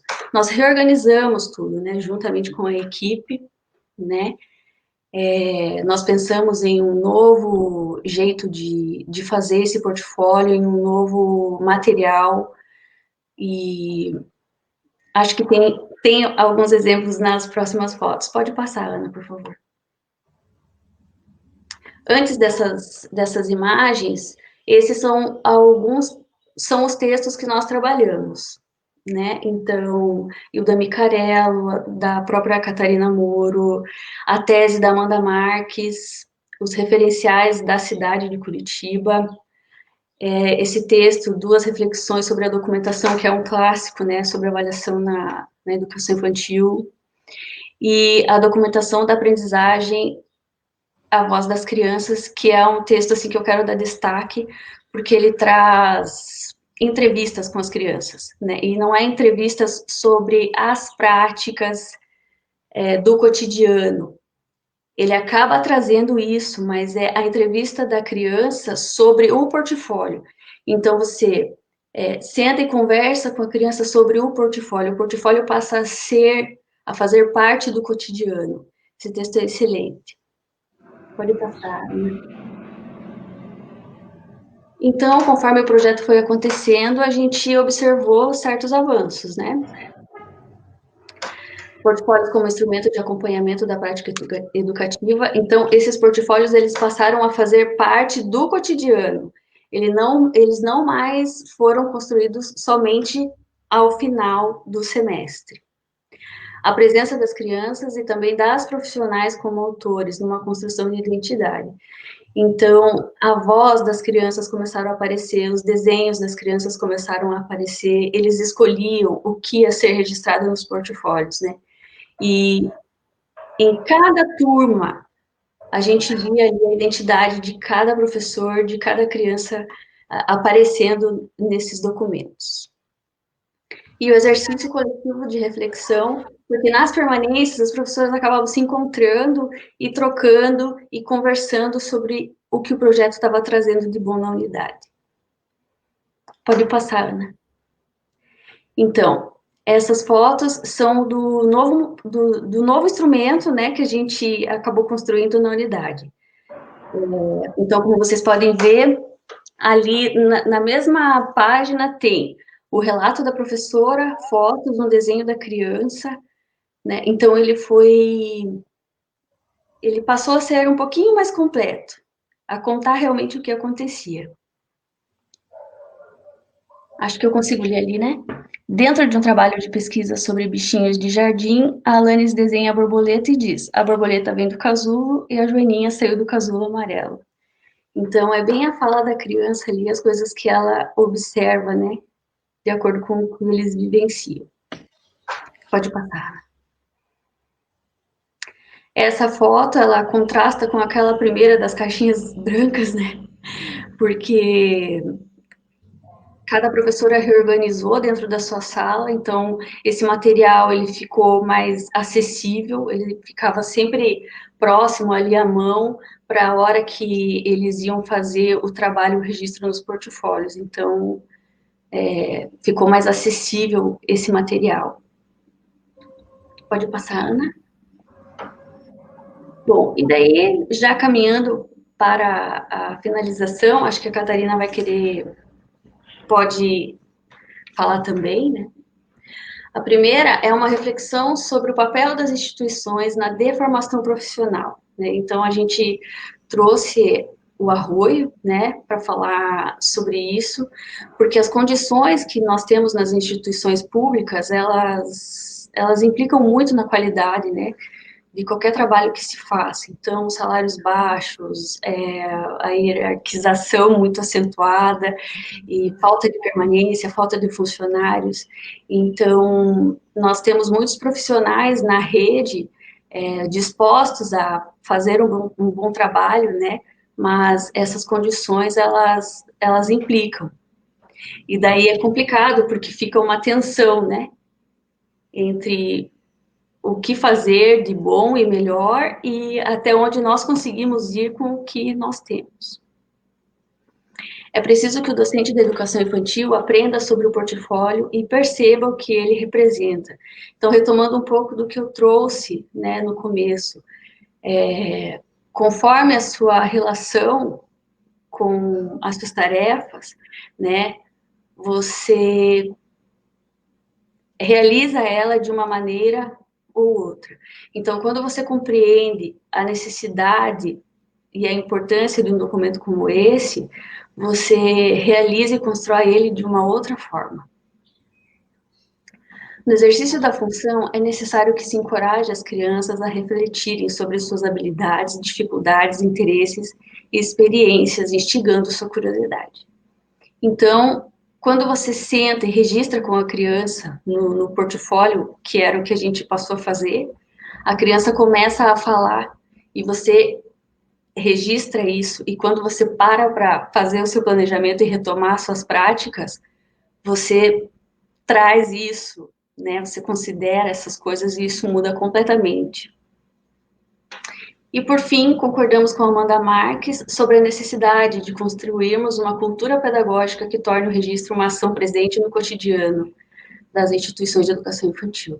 Então, mais uma vez, né, o registro não como uma obrigação, mas como uma necessidade até para a qualidade do nosso trabalho, né?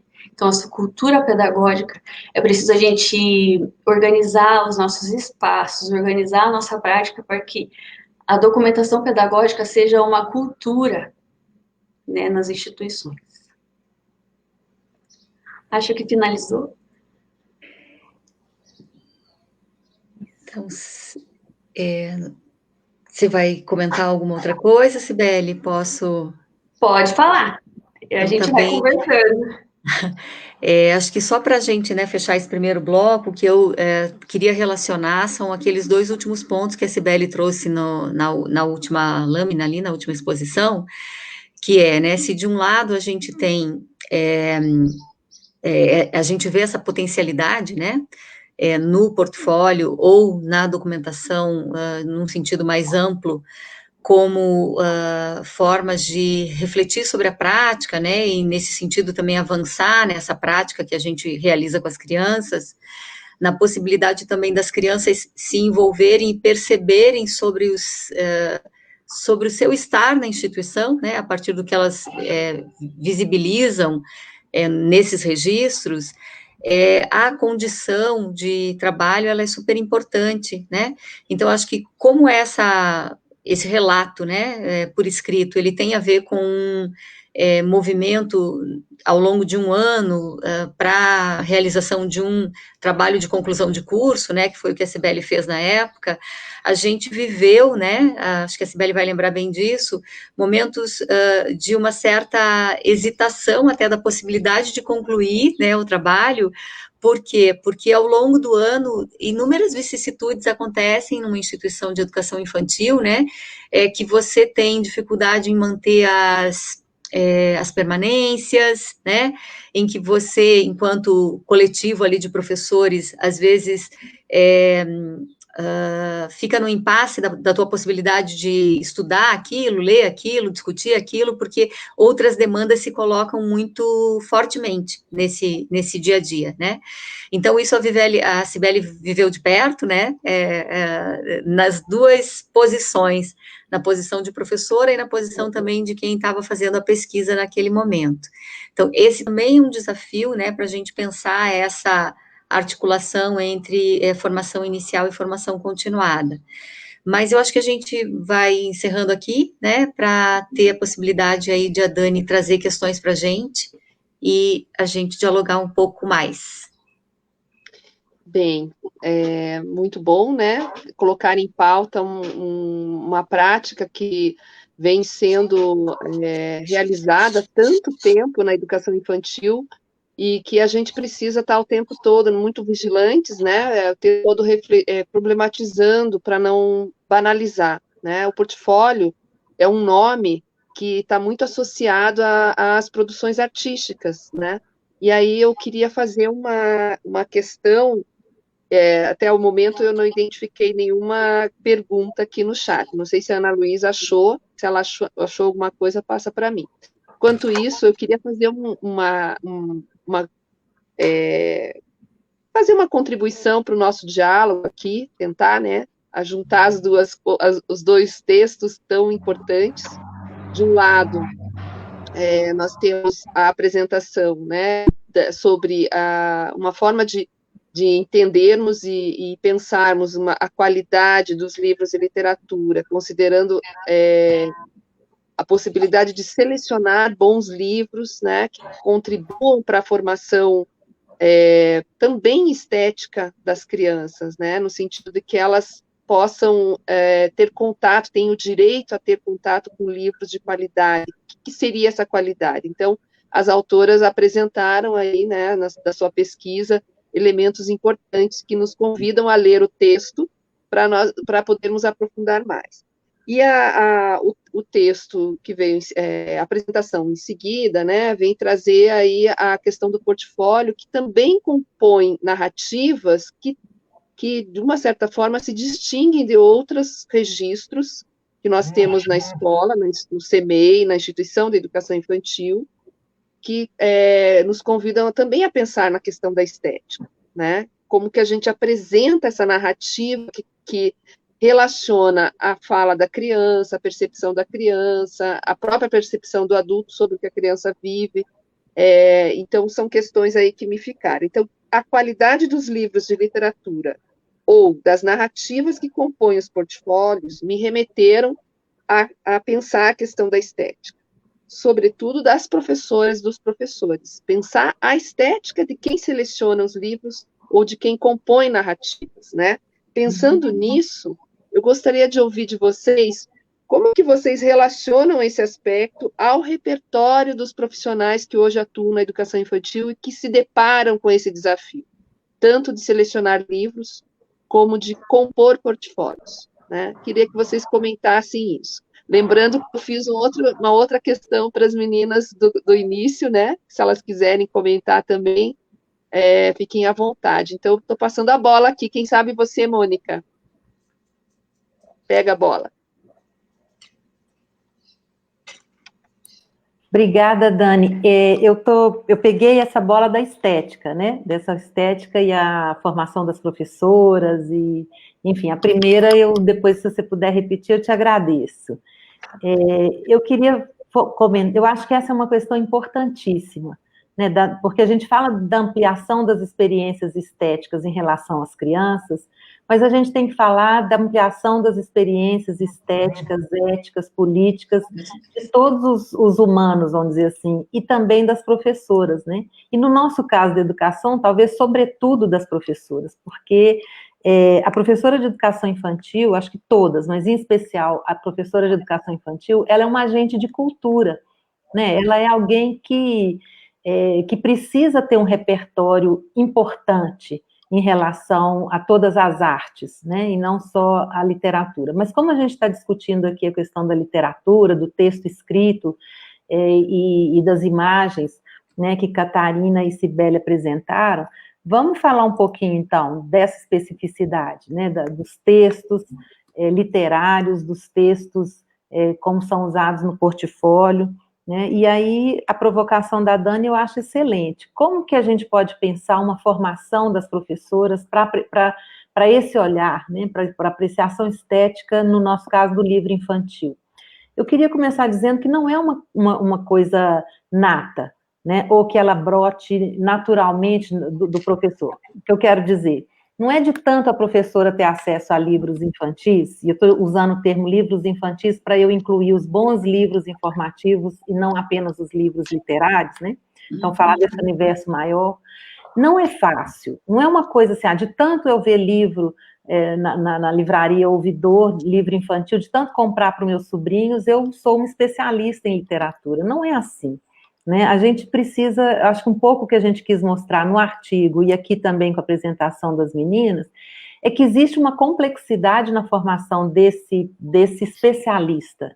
E a professora de educação infantil, ela precisa ser uma especialista em literatura, né, em livros para criança. Ela precisa ter um repertório importante em relação à autoria, em relação às editoras, ela precisa ter um conhecimento, né, de como ler imagens, de como relacionar imagem e texto verbal, de como fazer a mediação de textos, por exemplo, de livros ilustrados que não têm texto verbal, por exemplo, né, ou que são somente, são exclusivamente de imagens. Então, é um conjunto tão grande de conhecimentos que perpassa também a formação estética, esse olhar para o que é belo, né, para o que é também, não só belo, mas para aquilo que nos afeta do ponto de vista da literatura. Então, acho que essa questão de nos afetar, né, nas formações de professores, eu costumo dizer muito, gente, o livro infantil, o bom livro infantil, ele tem dupla audiência, ele se dirige ao adulto e também à criança. Se você que é adulto leu e achou que é um livro bobo, provavelmente ele vai ser um livro bobo para a criança também, né? Porque esse livro que te tirou do lugar, que te emocionou, ou que te assustou, ou que te fez rir, né? É isso que a gente quer da literatura e precisa esperar da literatura. Então, volto a dizer, tem um componente estético, da ampliação do nosso olhar, do que é literatura infantil, do ponto de vista dessa afetação, né, desse objeto cultural que é o livro, mas tem também conhecimentos que eu vou usar a expressão técnica, que não é muito boa, mas conhecimentos específicos em relação a esta obra de arte que é o livro para crianças, né? E acho, Catarina, que aí nós precisamos fazer nossa meia-culpa, né? Porque a formação inicial não está assegurando isso para as nossas professoras, futuras professoras. Então, por exemplo, a disciplina que eu às vezes posso dar na faculdade de educação, e eu não dou todo semestre pelas imposições que eu tenho de outras disciplinas que eu tenho que assegurar, mas quando eu dou, o resultado é muito legal das professoras falarem, né, as alunas, futuras professoras, expressarem, olha, eu não sabia olhar um livro de literatura infantil, eu não conheço autores de literatura infantil, eu não sabia da existência de uma Eva Furnari, né? E ninguém tem obrigação num país que ainda não é um país de leitores de literatura infantil. Então, muitas vezes, elas não tiveram essa experiência. Agora, é nossa obrigação fazer com que elas saiam dos cursos de formação inicial com essa variedade, com esse repertório, com essa beleza, né, que é a formação desse sujeito. Eu ia até brincar contigo, Mônica, acho que está liberado esse microfone, né, tá? Que você, no início da tua exposição aí com as perguntas, né, que envolvem esses conhecimentos que o professor precisa ter, você fez o conteúdo programático de um curso, tá? Esse curso, a gente precisa ver quando é que ele vai estar ativo. É verdade. Mas é fato, né? É fato. Eu brinquei aqui, mas é verdade, porque você está coberta de razão quando você, né, faz essa autocrítica, e acho que vários cursos de pedagogia, cabe essa autocrítica a vários cursos de pedagogia, né? Porque da forma como esse tema, né, livros infantis ou livros de literatura infantil comparecem no curso, eles deixam muitas lacunas, né? Às vezes comparece como disciplina optativa, às vezes sequer como disciplina optativa, né, como uma unidade dentro de um repertório maior, e a gente tem percebido, né, acho que notoriamente, o quanto isso faz falta lá para quem está no dia a dia da interação com as crianças, que precisa ser uma interação que enriqueça o universo delas também, né? Eu acho que para puxar um pouquinho, e daí deixando aí um espaço para as meninas, né, para a Cibele, para a Mariana, para a Camila também, se quiserem comentar o assunto, eu acho que em relação ao nosso elemento ali, né, que é a questão da documentação, e especificamente naquela experiência, a questão do portfólio, é muito notório essa questão da estética e dos portfólios, né? Porque vem de uma forma, acho que mais espontânea, assim, uma estética, que é uma estética que a gente pode, às vezes, até se questionar dos equívocos que ela traz, né? Porque aquela estética que a Camila assinalou ali, quando ela fala do livro que o MEC está propondo nesse momento, né? Que tem que ter cores fortes, né? Que tem que ter, talvez, até algumas imagens que se associem a beleza e a infância, mas que são equivocadas, é aquela coisa assim de que a capa do portfólio já é cheia de florzinhas, né? Ou tem uma série de imagens infantis ao olhar do adulto, que não necessariamente são imagens infantis ao olhar da criança, né? Então, quando você entra nesse debate, traz esse assunto para um grupo de professores, eles começam também a enxergar isso, né? Que talvez essa estética que eu tento impregnar ali nesse álbum, né? Nesse acervo que vai revelar as descobertas da criança, ela tem equívocos, né? E talvez eu possa resolvê-los, primeiro, tendo um olhar crítico, né? E segundo, às vezes, trazendo a criança para fazer essa composição, porque a criança vai fazer escolhas belíssimas, né? Muitas vezes. Então, esses outros olhares que a gente precisa despertar também no professor, né, no sentido de como é que eu contemplo, seja no espaço físico da instituição, seja no portfólio, essas materialidades naturais, né, os desenhos das crianças, e eu saio de um repertório que é para o adulto um repertório da estética infantil, né? eu acho que a gente teria que ser honesto e dizer assim, a gente ainda não conhece essa estética infantil, a gente precisa conhecer junto com eles, né? E isso se revela muito nessa documentação que é o portfólio, né? Com certeza. Sim, comentando um pouco sobre o repertório, né, que essa questão que a Dani trouxe, o repertório dos profissionais para a composição dos portfólios, foi justamente essa tentativa, né, porque quando eu percebi que eu precisava melhorar a minha forma de registro, e eu fui para a teoria, eu fui para os textos, eu encontrei lá as respostas que eu precisava. Né? Então, nesse sentido, talvez seja um pouco essa dimensão que esteja faltando ainda, né? Essa vontade de buscar a teoria, porque os textos, eles estão aí, eles já trazem muitas referências para nós, né? Para a gente ter o nosso ponto de partida e aprender mais, né, sobre a documentação. Eu defendo o exercício mesmo, né, da escrita. Então, diariamente, você sentar com aquela criança, você observar quem que quer, quem das crianças querem contribuir com aquilo ali, participar do registro, ouvir a criança, o que aconteceu de mais importante no dia, o que ela tem para falar, e você ir registrando, sabe? Nem que seja ali num caderninho mesmo, mas que contenha as falas deles, você ouvindo, né? A tal da escuta atenta, né? Que a gente tanto lê. Então, eu acho que esse pode ser um exercício inicial, né? Para a gente começar a entender melhor essa cultura infantil, né? Que a professora Catarina está trazendo. Esse olhar deles, né? A estética deles.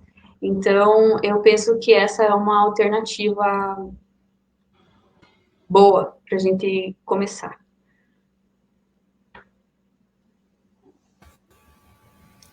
Bom, vou falar aqui brevemente, pegando um pouco o gancho da apresentação sobre o portfólio, né, que também é muito relevante atualmente. E o que eu quero destacar, fazendo relação com a provocação da Dani, né, do que nos provoca enquanto leitores e leitoras, eu gosto muito de um pensamento do Walter Benjamin, né, de que a gente se constitui nas narrativas, né, e essas narrativas, elas são nossas, mas são constituídas também no coletivo, né, e talvez a gente se constitua por esses encontros que nós fazemos com os livros, né, com as narrativas literárias e, enfim, e que essas narrativas, elas não nos provocam somente prazeres, né, a gente encontra aí com diversos elementos que nos provocam, né, o que a gente chama aí dos temas delicados, né, que, enfim, eles nos oferecem essas possibilidades, né, de ressignificar as experiências, né, de elaborar as nossas experiências, enfim, e essa nutrição mesmo que a literatura pode nos proporcionar, né, uma nutrição estética, emocional, enfim, e essa importância da gente oferecer esses espaços também para as crianças, né, de discussões desses temas, e para as professoras, né, pegando também essa pergunta sobre o encontro da estética, né, das professoras, eu penso que é importante a gente fomentar esses espaços e os tempos também para a leitura literária das professoras, né? A gente tem lá na UFMG as propostas das tertúlias literárias, que são muito legais, né? São momentos muito intensos, né? E que são importantes também para a gente cultivar a nossa formação leitora enquanto professoras, né? Para a gente formar leitores, a gente precisa também de ser uma leitora. Então, é isso. Eu gostaria de agradecer, já agradecendo aqui o espaço, né? E a possibilidade dessas trocas incríveis, tá bom? Muito obrigada. Eu acho que tinha uma pergunta para a gente, né, professora, sobre o corpo docente. Não sei se dá para explicar. Está liberado aqui. Eu estava pensando se a Camila quer comentar ainda sobre essa questão da estética, Camila, ou a questão do leitor, e aí eu queria fazer 2 comentários.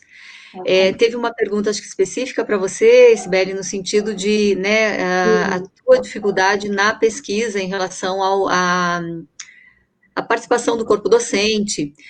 E eu acho que tem um elemento interessante também para a gente pensar, a partir de uma pergunta que apareceu, né? E eu ia perguntar para a Mônica e para as meninas aí da UFMG a questão de como é que ficaram as tertúlias agora, né, em tempos de encontros online. Então, uma pergunta que veio tem a ver com essa questão da documentação nesse período, né? De como trabalhar com a documentação nesse período. Eu acho que tem um princípio que é muito relevante, né? Estejamos nós aqui nesse trabalho a partir da casa, né? Das nossas casas, nessas interações online. É que a gente possa registrar, fazer uma memória daquilo que a gente vem fazendo, né? Principalmente no caso aí da educação básica, da educação infantil, quando a gente pensa de um professor que acompanha um grupo, né, uma determinada turma. A natureza é um pouco diferente de quando você é professor do ensino superior, né? E há algum tempo já, eu acho que a gente vem percebendo o quanto, né, a tecnologia nos favorece também para algumas formas de registro, né? Registro vídeo e áudio gravado, registro que permite que a gente crie narrativas visuais a partir das fotografias, né?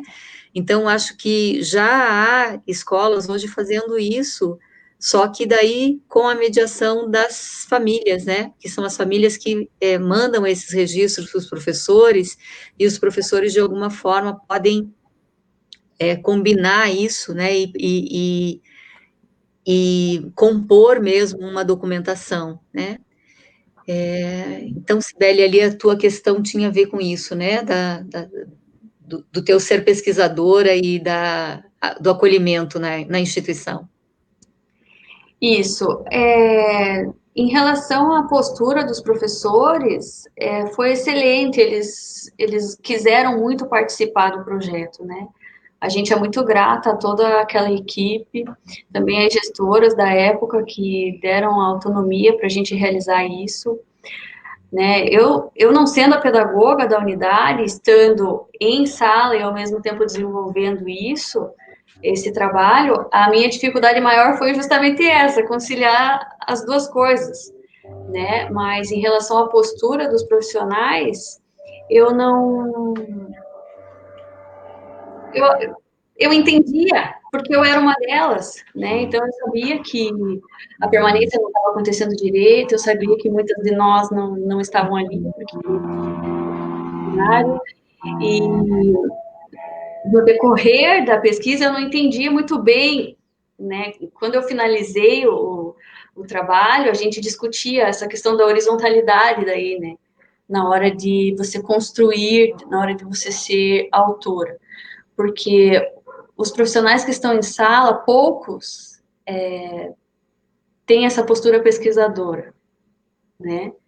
Então, conforme a pesquisa aconteceu, eu não entendia que era isso que eu estava fazendo, né? Que eu era uma professora que estava pesquisando e ocupando esse lugar, né? Que normalmente quem está na gestão da unidade que faz.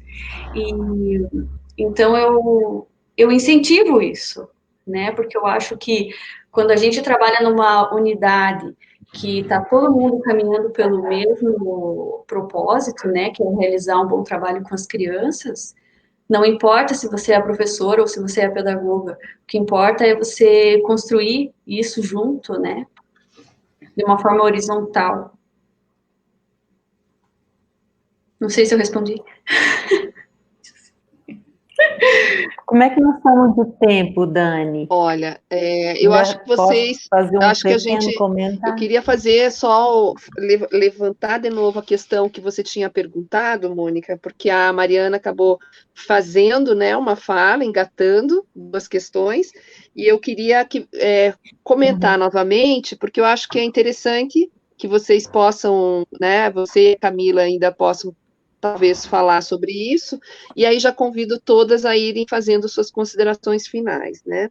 O que move ou mobiliza o imaginário, senão aquilo que encanta, perplexa e provoca o leitor criança, né? Então eu queria que vocês comentassem sobre isso, porque quando vocês apresentam na metodologia contrastiva, né?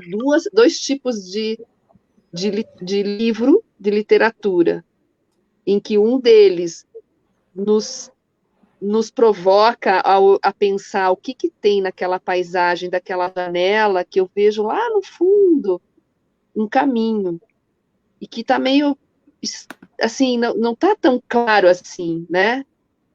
Eu fiquei observando nas ilustrações esses detalhes, né? Que se eu percebo isso, como é que a criança percebe isso, né? O que é que move a criança nessa leitura, antes mesmo de se apropriar do código de escrita, né? Então, eu queria que vocês comentassem sobre isso enfim, né? Já considerando as considerações finais. Posso responder? Então, Daniele, pensando, né, nesse contraste desses dois livros que eu apresentei, é interessante a gente pensar que são dois livros produzidos para duas crianças diferentes. A gente tem uma concepção de criança e de infância em uma produção e uma concepção diferente em outra. Na produção do MEC, eles têm uma concepção de crianças que são incapazes, que são inocentes, que são ingênuas, que são intelectualmente dependentes, né, dos adultos na sua formação. E no outro livro, a gente tem uma concepção de uma criança produtora de cultura, uma criança que é capaz de interpretar, de compreender, de ampliar, né, a leitura, e ela não é conforme, assim, né? A gente fala muito disso na monografia, né, Mônica? Essa questão das duas concepções, porque são essas duas. Tem a concepção dos autores desses livros, que a gente apresentou, e dos outros. E elas são contrastivas também, né? Tal como são os livros. E vou passar minha fala para a Mônica, agradecer mais uma vez pela produção do livro, que ficou fantástico, a todo mundo que assistiu a gente, eu estou super feliz e agradecida mesmo. Espero aí que a gente possa conversar mais, e quem quiser entrar em contato com a gente para tirar dúvida, conversar pelo Instagram da Bebeteca, que está sendo a nossa forma de contato maior. Muito obrigada. Então, também queria só comentar umas coisas rapidamente. Eu acho que isso, Dani, também nos remete à ideia de que a gente tem que formar esse leitor, né? Que foi uma discussão que a gente fez aí na apresentação, que está no artigo também, né? No livro. Quer dizer, formar esse leitor, aquela de citação da Graça Paulino, nos remete a isso, como é complexa essa formação. Né? E como o professor pode viajar com essa criança nesses textos, quando esses textos convidam à viagem. Né? Eu acho que essa que é uma diferença muito grande, porque o que a Camila falou, depende também, esse professor acha que a criança só pode aprender aquilo que ele ensina, né? O que é que o professor constrói na relação com a criança? Ele aposta na inteligência desse sujeito, né? Ele se vê afetado pelo que a criança fala, pelo que a criança pensa, ou ele chega numa sala e diz, hoje é o dia de aprender sobre o amarelo, hoje nós vamos aprender e vamos colorir tudo de amarelo, porque hoje é dia de vocês aprenderem que a cor é o amarelo, né? Então, mas essa criança é burra, né? É uma criança que não tem condição de aprender nada mais além daquilo que o professor definiu que ela vai aprender. E esse professor, aconteça o que aconteceu, os meninos podem estar dando, os meninos e as meninas, um show de humanidade na frente dele, desse desejo de saber, de conhecer, o professor não vai ver, porque para ele, atrás disso, está o ensinar o amarelo, né? Isso vale para o portfólio que a Cibele discutiu e Catarina, isso vale para a literatura, isso vale para a música, né? Como a gente teve uma apresentação super delicada aqui no início da live. Se eu tenho essa visão, eu só vou cantar para fechar a boquinha do mosquitinho que vai passar e que nananã, porque tem que estar todo mundo sentadinho para ouvir uma história ruim que o MEC está colocando dentro da sala, né? É isso que vai acontecer. Então, esse professor precisa de ser transformado por essa criança, ele precisa se deixar afetar pelo universo infantil, enxergando que a criança é produtora de cultura, uma cultura potente. Então, se não tiver essa transformação do professor, não adianta, gente, a gente trazer livros maravilhosos, na hora de escolher, ele vai usar o que eu brinco com minhas alunas, que é o critério. Este livro é bom para trabalhar. Tem um critério que chama critério de escolha, bom para trabalhar. esse livro é bom para trabalhar a criança não jogar livro no chão, é bom para trabalhar a criança não parar de morder, é bom para, sabe, é bom para tirar fralda, né? E nós estamos querendo mudar essa mentalidade. Professor, é bom porque você termina esse livro e você morre de rir, porque você se encanta com esse personagem, porque você tem ódio desse personagem, ele te mobiliza, ele te afeta, né? Então, é esse convite para o professor, né? Enxergue a criança, enxergue a beleza que essa criança pode te mostrar em relação ao mundo, à vida, etc. A Maria Helena Castro falou do perigo do projeto do MEC. É muito perigoso, não é só uma compra equivocada de livros, é um projeto de país, um projeto de um país burro e ignorante. É esse o projeto do Ministério da Educação, que está de acordo com o projeto do Ministério da Damares, das mulheres, né, que não deveria nunca receber esse nome, que está de acordo com o projeto do Ministério do Meio Ambiente. É este projeto burro de nação, né? O que é que está em risco quando se faz um projeto como esse do Ministério da Educação? Está em risco a liberdade de imaginar e de fantasiar. Então, há um objetivo claro de controle do imaginário. Isso não tem a menor dúvida. A infância livre é uma ameaça para um país que se quer autoritário. Essa criança que você educa para questionar, esse professor que faz uma relação de liberdade com esses sujeitos, que é o que o Paulo Freire dizia, isso é uma ameaça, gente, isso é muito perigoso para um regime que se quer autoritário. Então, é um controle do imaginário, é vincular textos, né, de ficção, que faz com que finge que é uma ficção, mas, na verdade, ele é para controlar pensamentos, valores, etc. Então, finge que é fantasia, mas não é, uma personagem que quer dizer que lugar de mulher é na cozinha, né, de que não se pode trabalhar a identidade de gênero na escola, né? Então, é um projeto do medo, né, e um projeto patriarcal, um projeto de controle, controlar também o saber docente. O que se faz quando se coloca 40 livros com 3 ou 4 autores, com o universo que a gente tentou mostrar aqui, de autores maravilhosos que nós temos, ilustradores incríveis, diversidade de livros, quando você diz, vão ser todos iguais, os desenhos são iguais, as cores são iguais, os autores são iguais, e quem edita é o Ministério da Educação, que é a mesma coisa, né? E outra coisa, nós estamos falando só de um programa, mas são todos os programas com o mesmo viés ideológico, é um viés ideológico, né? Se quer construir um país de pessoas que não pensam, de mulheres que estão submetidas aos homens, de controle dos corpos, né? Enquanto a gente não entender isso, nós vamos ficar achando que foi só uma compra mal feita de livros de pessoas que ilustram ruim, escrevem ruim, né? Enfim, não é só isso. Vocês desculpem o desabafo, mas é porque quem pode resistir a isso somos nós. Se a professora compra um livro, indica um livro ruim, são milhares de livros produzidos, é um mercado editorial. Se a gente aprende a escolher bons livros, nós vamos estimular um mercado maravilhoso de livros. É só isso que eu queria dizer. E a oportunidade de poder falar, nós ainda podemos dizer. E os professores ainda podem recusar trabalhar nessa conformidade e dizer, nós somos livres e vamos escolher o que é melhor para as crianças, porque sendo melhor para elas, é melhor para nós. Nos faz mais inteligentes, mais humanizadas, né? Mais seres humanos e menos robôs aplicando técnicas, aplicando cartilhas, né?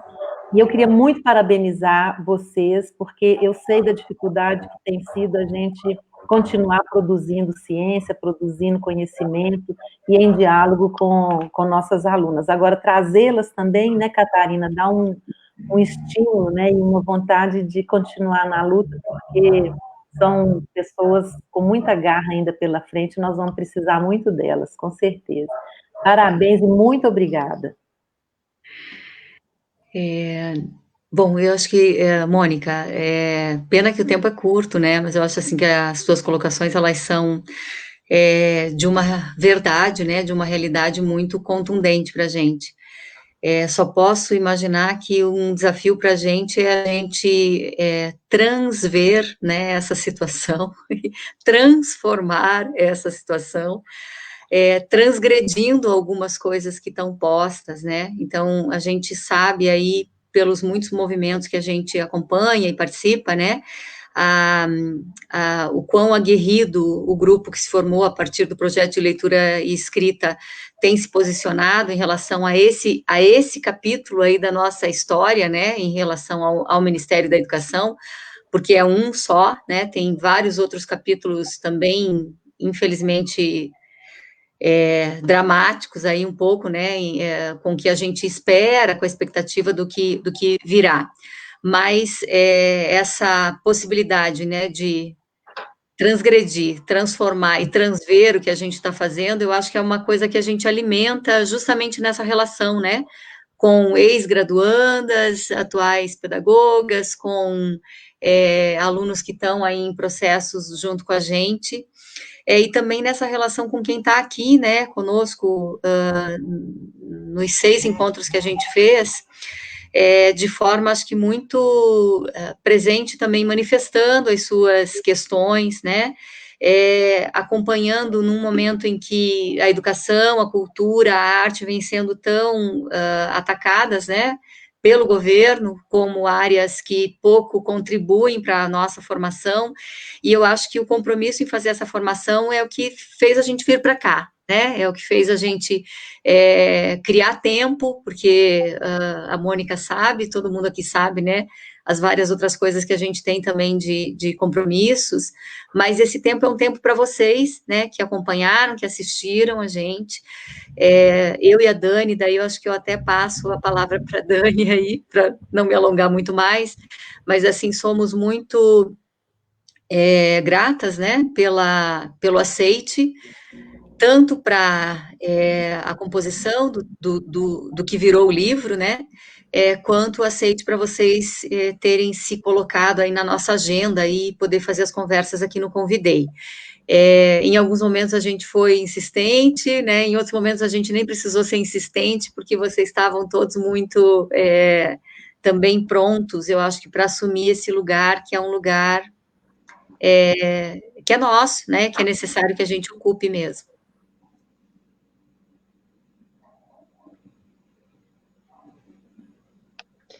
Então, já estou aqui sentindo falta dessas tardes de quinta-feira, para a gente, como disse o Emerson, né, nosso único representante masculino do Convidei, ele disse que era tão necessário isso que a gente estava promovendo, né, nesse diálogo, essa nossa experiência nova de estarmos, a gente nunca esteve tão junto, né, Mônica?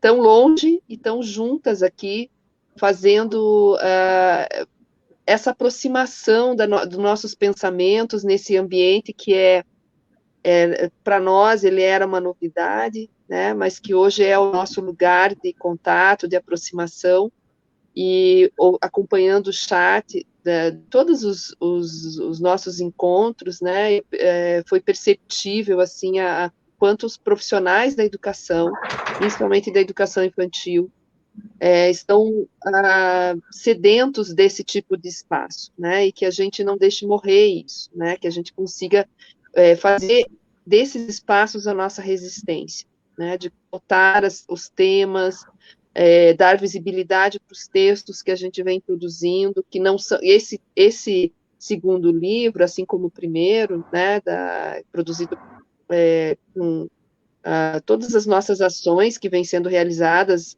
em parceria no NEP, né, eu como pesquisadora, integrante do NEP, tenho participado de várias ações já há alguns anos, né, que decorrem lá dos anos de ouro da educação infantil, e que são importantíssimas produções, que são diálogos com a prática, com profissionais, com redes, né, municipais principalmente, e que a gente às vezes deixa isso na prateleira, né, os textos ficam nos livros na prateleira, e eu considerei muito pertinente essa proposta que a Catarina me provocou junto com ela, né, realizar não só a coordenação, a organização do livro, do segundo livro, mas também desse espaço virtual para a gente poder apresentar o livro, convidar as pessoas a lerem esses textos, né, que estão nesse livro, e que a gente possa fazer desse tipo de proposta, né, algo que se torne comum entre nós, que a gente possa se aproximar mais às instituições, né,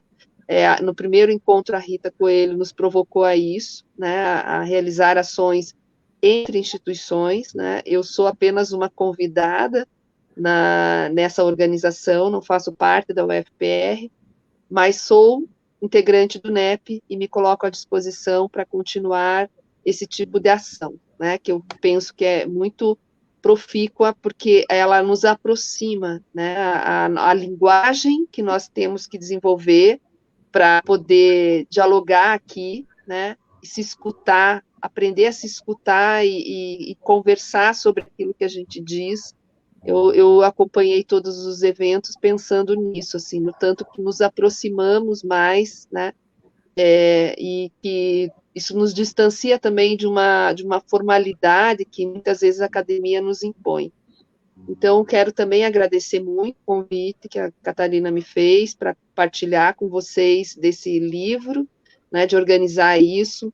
Agradeço enormemente aos nossos intérpretes que estiveram conosco, né, a Isabel e o Natan, fazendo desse espaço um espaço mais democrático, mais plural, aos artistas todos que passaram por aqui, né, essa é uma marca das nossas ações da educação infantil, e a gente sempre procura dar essa visibilidade para a arte, também como uma oportunidade de formação desse olhar estético, né? Eu provoquei vocês a pensar essa questão, isso é algo que é muito caro para mim, né? Eu não posso esperar que uma professora mude a sua prática se ela não tiver a oportunidade também de fomentar o seu repertório, né? De aumentar, de ampliar a sua visão de mundo e assim se qualificando, né, como humano. E agradecemos muitíssimo também a Ana Luísa Manfredini, que é nosso super apoio técnico, que está por detrás de tudo isso, né, fazendo a gente se movimentar. Ela fica aqui, nós somos os bonequinhos que ela coloca, hora na tela, hora ela tira, né, e dando visibilidade para as nossas falas.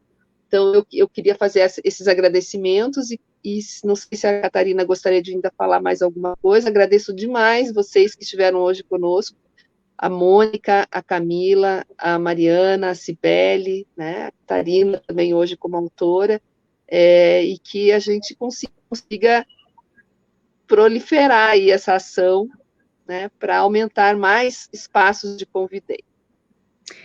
Eu acho que só um último comentário, Dani,